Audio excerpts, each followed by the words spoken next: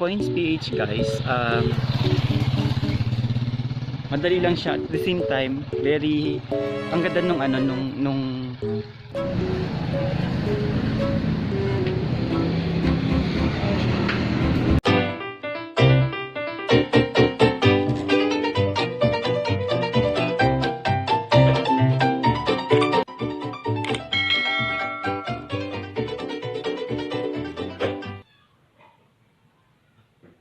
So, what's up mga kadi? On today's vlog, magkakaroon tayo ng tutorial na kung saan ituturo ko sa inyo kung paano gamitin ang Coins PH. So, dahil nga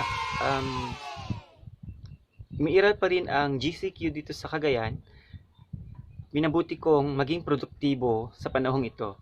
So, since April, ginagamit ko na yung Coins PH guys. So up to now at ngayon may transaction tayo sa Palawan Express dahil ako ay magka-cash in ngayon. So samahan niyo ako guys sa paglalakbay ko patungong Palawan Express sa sentro, sa bayan.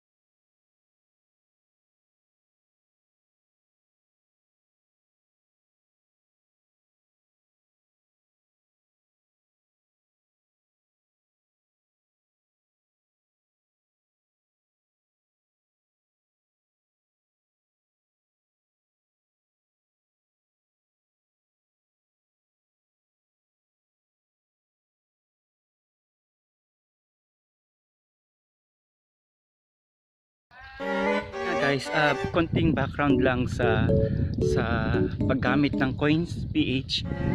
Ginagamit ko siya since April para sa e-loading business guys. So ng Coins PH guys, madali lang siya, at the same time very ang ganda nung rebate niya kasi 10%. So halimbawa 100 yung ilo-load mo, so may 10 pesos ka na agad doon. Even 20 pesos guys, hindi na ako masyado nagpapapatong kasi 2 pesos ko na din doon, so hindi na ako nagpapatong. So yun yung kagandahan sa Coins PH guys. Pwede ka din magbayad ng bills mo like home credit, ganyan, pwede na din dun guys. So malapit na tayo guys, nandito na sa sentro. May katirik ng init guys, pero kaya pa naman.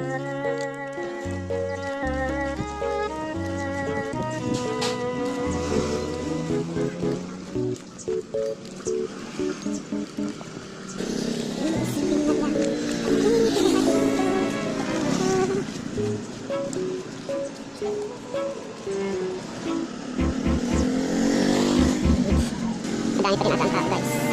Marami pa rin tao sa Palawan Express guys. Pero hindi natin yun. Coins.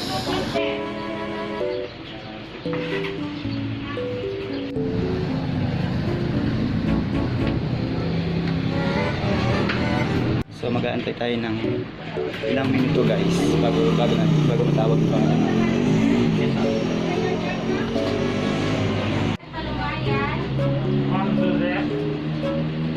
Marami pa rin guys.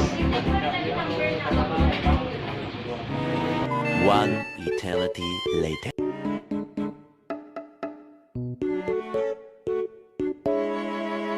So ayan guys, pauwi na tayo dahil tapos na yung transaction natin sa Palawan at nakapag-cash in na ako.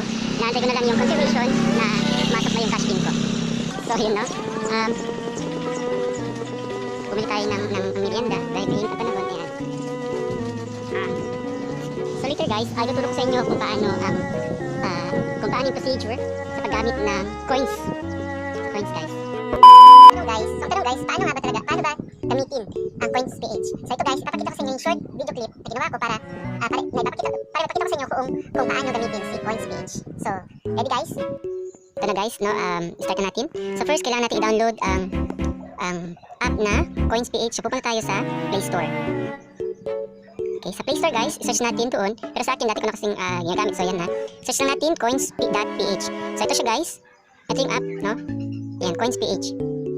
So dahil nga na-install ko na siya guys, so punta tayo ngayon sa home ulit. Then puntahan natin yung app. Ito, coins.ph. So dapat kailangan may data ka lagi guys para magamit mo siya. Ayan.